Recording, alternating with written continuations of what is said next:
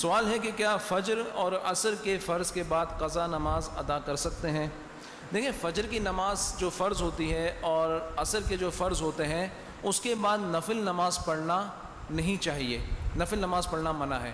اسی وجہ سے اس کے بعد قضا نماز بھی ادا نہیں کرنی چاہیے۔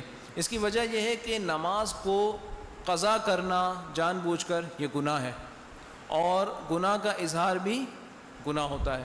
اب اگر کوئی شخص عصر کے فرض پڑھنے کے بعد بھی نماز پڑھ رہا ہوگا تو سامنے والا یہ سمجھ سکتا ہے کہ یہ نفل کا وقت تو ہے نہیں، لا محالہ یہ جو نماز ادا کر رہا ہے اپنی قضا ادا کر رہا ہوگا، اور اس نے قضا نماز بھی کی ہے، یا اس کے ذمے قضا نمازیں ہیں جو کہ اس کا ایک گناہ ہے۔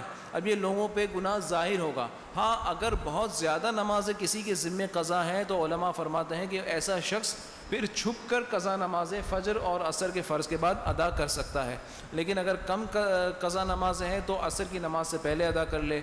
البتہ فجر کی فرض کے بعد اور عصر کے فرض کے بعد کھلے عام قضا نماز ادا نہیں کرنی چاہیے تاکہ گناہ کا اظہار نہ ہو۔ واللہ تعالی اعلم۔